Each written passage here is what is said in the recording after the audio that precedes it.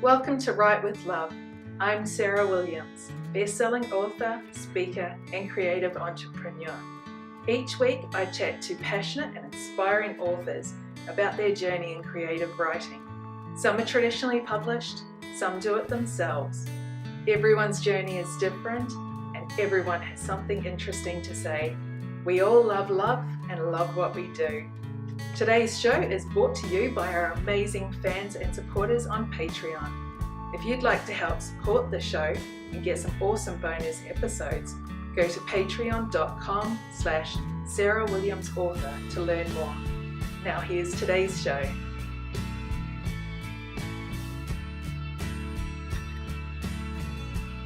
G'day, I'm Sarah Williams, romance author and independent publisher at Serenade Publishing.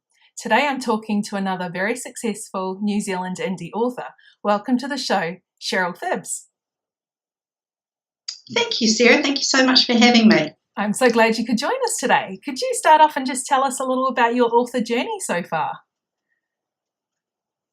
Well, I actually self-published my very first book in 2014, and oddly enough, it was a romantic suspense, which I don't write. the rest of my I've published 18 romances and one non-fiction book so far with my fellow Spa Girls, which we might talk about a bit later. But I've actually been doing more billionaire, millennial stories and a bit of chick lit. I have diversified, and I don't really know whether that's a good thing for me to promote to newbie authors. It's certainly a harder road to try and generate marketing for different genres. But prior to that, I was working in a very well-paid job, and the idea of giving up the money that I was getting to venture into the author's world in 2014, it just wasn't doable. So I actually only became a full-time writer last May, and I had a lot of on last year. It was very nerve-wracking to do it, but the sense of relief that I got was just so amazing. It was what I wanted to do, it was where I wanted to be, and thank goodness I have a wonderfully supportive husband and family. And so it became not so much doable, it just became a necessity. And I wanted to publish more last year, but like I say, I didn't start being fully self-published until May. So I did get out about five novellas. And the first one was entered into a box set with a group of women, mainly in America, and I became a New York Times bestseller. Yeah. So, sorry, that's wrong. It wasn't that. It was, what am I thinking of, Sarah? USA Today. Yeah. USA Today. USA Today bestseller. Yes, and so there was 22 of us, and we worked our butt off with the marketing, and we were rewarded. We had pre-orders up for quite some time, but that was just, that was really special. You know, I mean, you get to put that on your other books, and it certainly helps with getting your name out there. And it sort of felt like, not that I could sit back, but now I could just relax. And, I did what I intended to do by writing full-time, and the rest of it's sort of like the icing on the cake. That's fantastic. Congratulations on going full-time. It's an achievement. Thank you. So yes. what were you doing before? I wish that for everybody that wants to do it. That's it. What were you doing before you became an author? I was working in payroll and admin, sort of HR areas for a company for a couple of companies over about 16, 18 years. So that was where, that's where I found myself, and I enjoyed it. I love people. So that was another little quandary, which I'm sure a lot of newbie writers are thinking as well, that it is can be a solitary life when you give up work and you've been surrounded by people, and especially in the job that I had, because I was talking to lots of different people all day long, and then suddenly I was at home and just me. You're going to have to force yourself to get out of your pajamas in the morning and go to work. Well, I think the key actually to that is because we all need, well, a lot of balance in all aspects of our life. And for me, it was surrounding myself by the people that would help me, would lift me up, and I could lift them up. It was very reciprocal relationships. And of course, they're writers. And that's that's who you need to surround yourself with, are writers who will be your worst critics and your best champions, and really push you.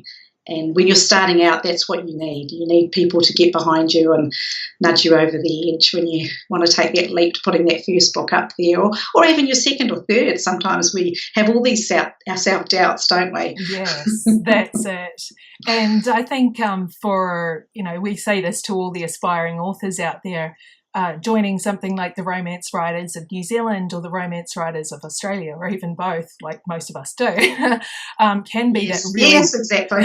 It can be that really good way of getting to meet people, learn those craft workshops, and of course, wonderful conferences. Well, great conferences. But I was writing for years, many years, and I wrote stories for my children when they were younger, and had done quite a few courses actually, and upskilled myself with lots of things to do with writing. But it wasn't until I attended a talk at my local library where Jean Drew, who's the founder of RWNZ, Romance Writers of New Zealand, and that's where I got the bug. And it's quite funny because I've listened to some of your podcasts, and I hear that time and time again, that it just takes one person, doesn't it, to say, you can do this, and if you want to do this, here's an opportunity. Here are some people you could meet in this safe environment, and away you go. And through there, I met my very, very dear friend, Wendy Miller, who is a prolific author and has done just some amazing things. I apart from Nalini Singh, maybe one or two others, I can't think of any other New Zealand author who is doing as well as she is. And she's very humble, and which kind of, if that's a good place to sort of get into the segue of the Spa Girls, which is a group I belong to. And we do our own podcasts, helping newbie authors. And so Wendy and I and Char Barrett and Trudy Kafal, the four of us, I should say Trudy J, because that's she is on there. And so the four of us, we do podcasts to help people. And, we love to have people come and talk to us and ask us questions, because we've been there. We know what it's like when you're starting out to have, no real direction. You've got a product, you think it's good enough, you're not sure, and how do you get it out there? And we all know that it's not just sitting down and writing a book. It's not that easy. There's so much more to it than that. Not that I'm wanting to frighten anybody off, but there is. No, we do. We hear time and again that it's hard to get that book written, let alone then you've got to publish it and promote it. It is a big effort, especially if you're going to do it as an indie like we are. Yes. So tell us how the podcast is going. How many episodes you're up to, and who are some of the people you've gotten to interview? We've already done 121 episodes, and I mean, bearing in mind this was four women who just got together and knew nothing about how these things worked. Well, apart from we'd obviously listened to some really cool ones, but we've interviewed people like Joanna Pin, a really big favourite if you're just getting into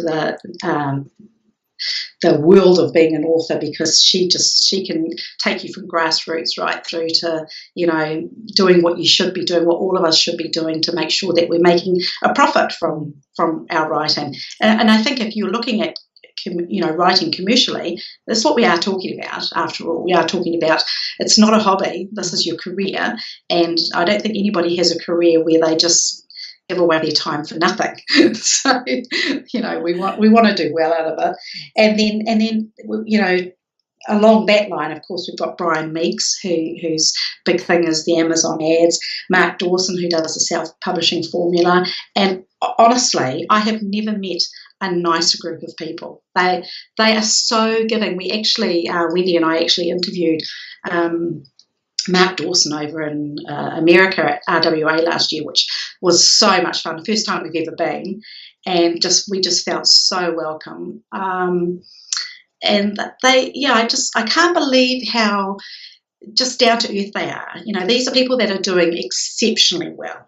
I mean, I don't even know how much money they're making. I don't really care because I know I can see, how well they're doing and how well they're accepted in the community.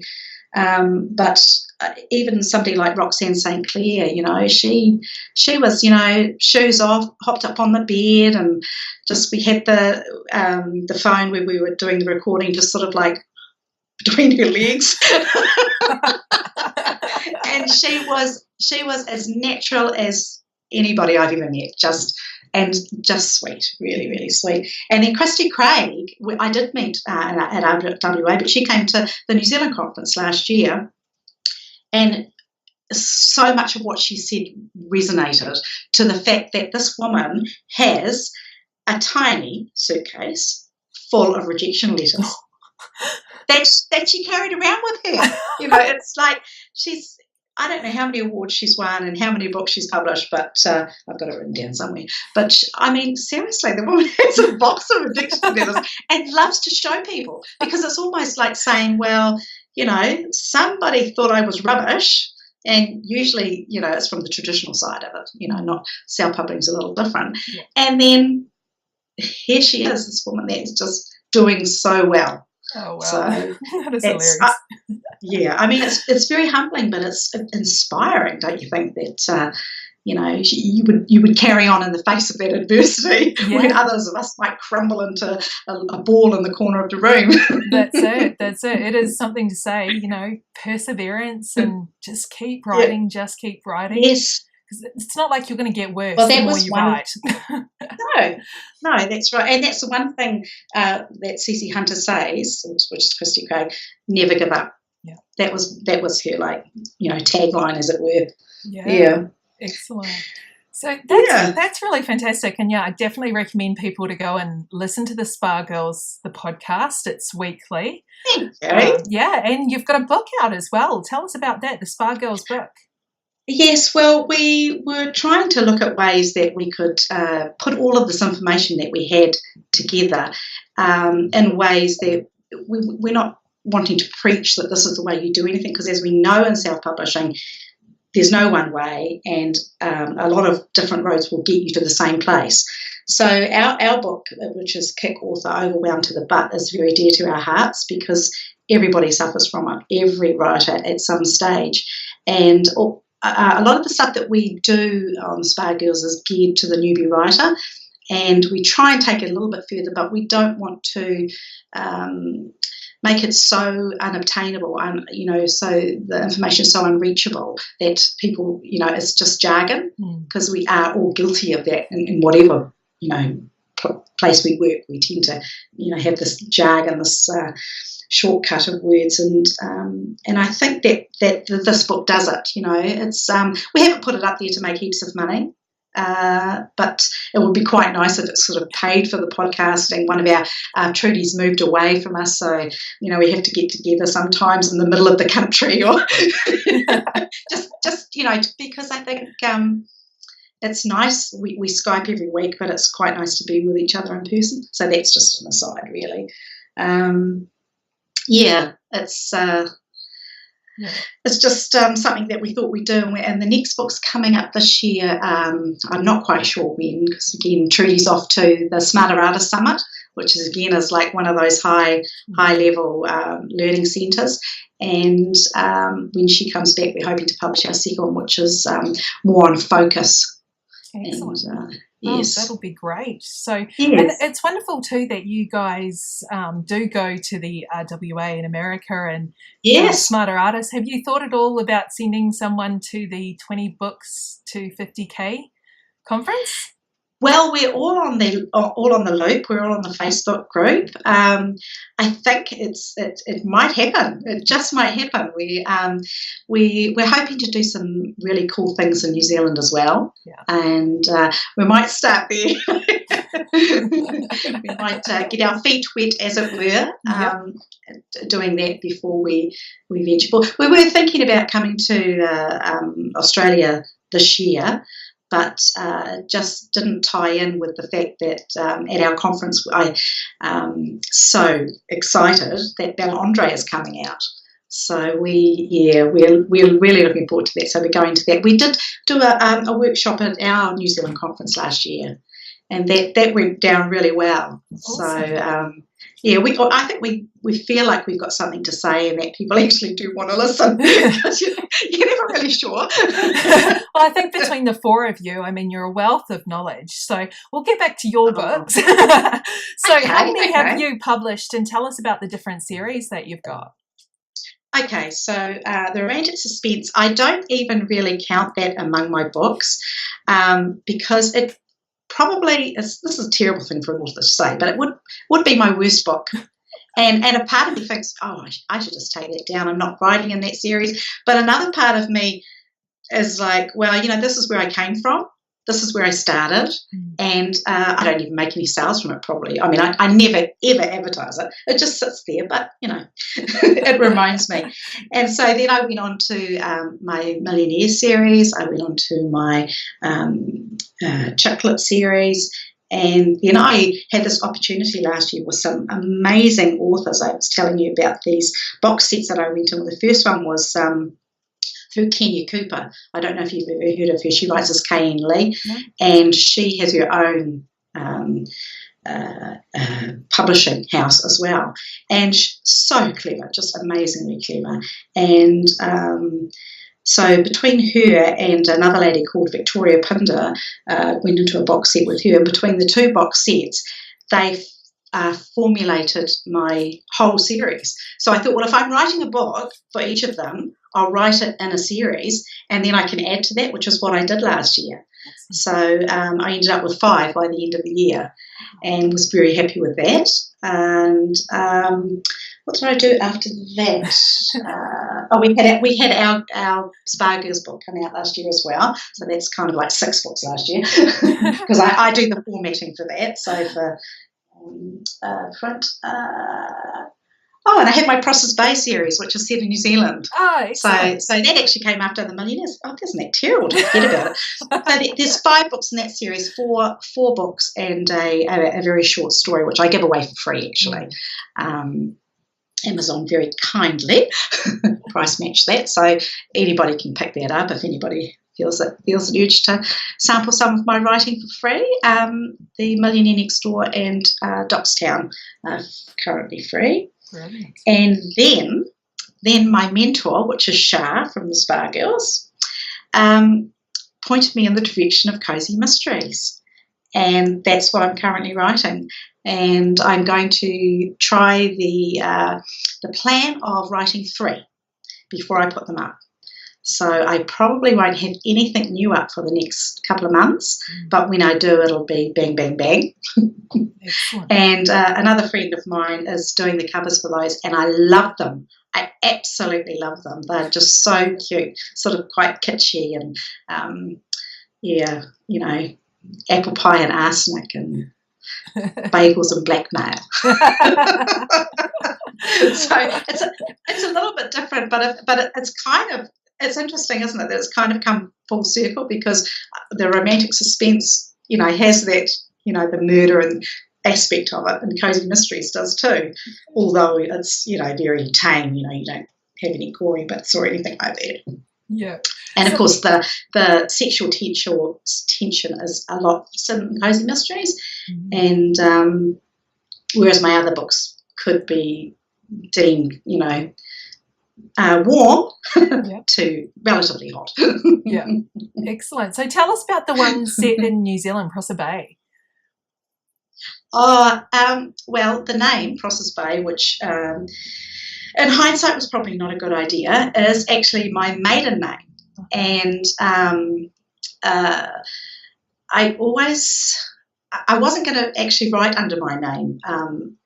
My parents passed away quite, a couple of years after each other. And so when I decided to publish, I thought, well, I don't care what anybody else thinks of me and my writing now. I will, apart from readers, I will publish under my married name.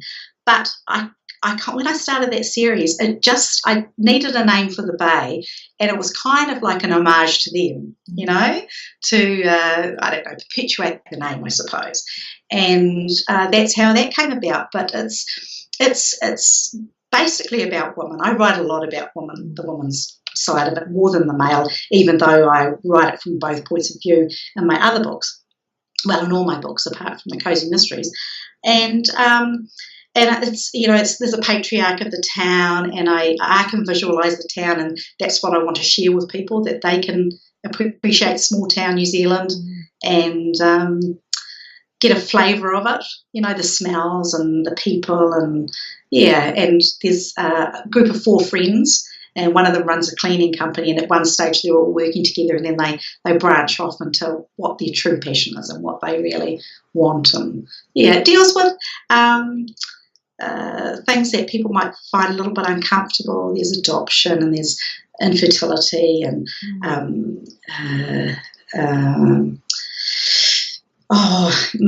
mothers not being nice and all that sort of thing, but they're happily ever after stories, and I can't really write anything else. That's how I want my life to be, and everybody around me, so kind of without cramming it down people's throats. No, that's really great. And your covers and editing, so you outsource for all of that? Absolutely. I do a couple of drafts myself and edit those as best I can. And I'm very much into, doing fines for words that I use a lot, which we all do. I love to say actually and that. So I do that. I do things like that. So the more I do, the less it's going to cost me in the end, right? And then I have an editor that I like for the steamier books, and then an editor I like for the Process Bay books, and I am using an editor that I have used before for the Cozy Mysteries, because I think that she'll be suited to that. So you don't want people, an editor, to, depending on what you're paying for, of course, but you don't want an editor to come back to you and say, this is great, because you know that there's going to be mistakes in it. You want them to say, well, actually, what about? And, really, you missed this here, and that's what I want. And I always ask for what I want, and I think that's something not to be shy of. You're paying somebody. This is a professional deal that you're making.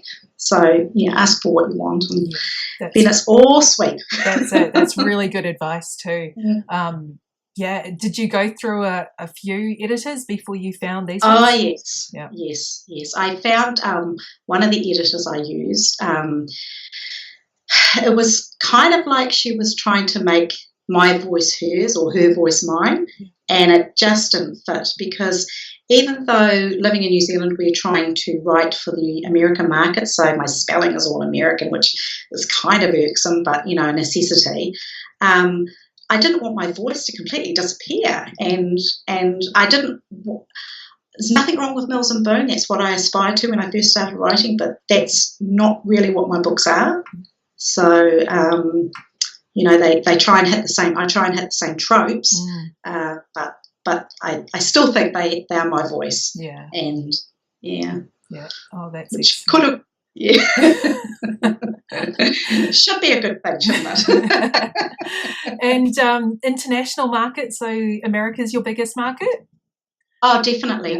But I'm starting to sell in places like Japan and Brazil, and not a lot, but UK a little bit, and Australia, of course. Excellent. I saw my first sale from Denmark the other day, and I'm like, yes, I sell them in Denmark too. I thought that was pretty cool. That's really cool. I had not thought of that. There you go. Yeah. I want to branch out into the audio market, but I really have to get myself organised and get all my books available in print versions. And I think that that's actually a very important thing to do. I think it creates that difference between an ebook and a print book, because they can see how much it would cost them, the customer, to buy a print book, and I think that's going to make the ebook seem much more attractive. Yeah. So it's a bit of time, but I use vellum, so I'm in love with vellum. Yeah, I automatically put everything of mine into the print versions as well. I do it through KDP for Amazon, and then Ingram Spark for the rest. And my print books are steady, slow kind of, but it also gives you the distribution into the libraries.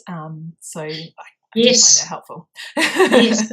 Well, somebody was asking a question on the RWNZ loop the other day about how many of your books were in the libraries, and I thought, I had no idea. So I looked myself up.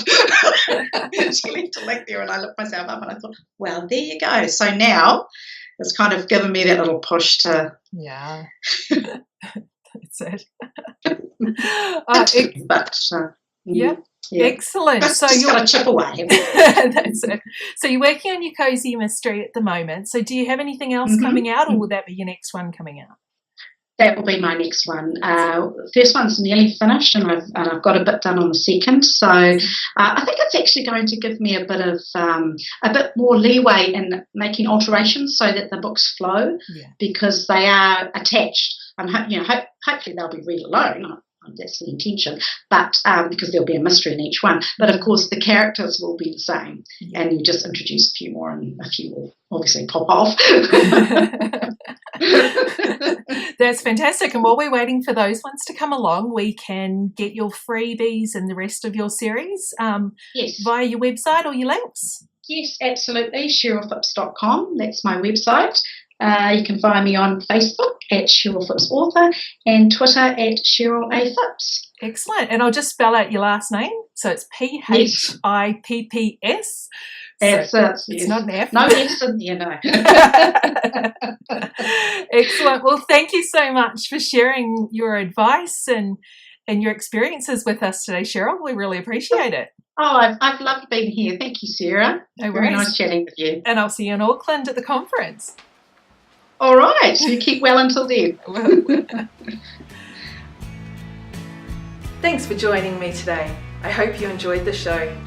Jump onto my website, sarahwilliamsauthor.com, and join my mailing list to receive a free preview of my books and lots of inspiration. If you like the show and want it to continue, you can become a sponsor for just a couple of dollars a month.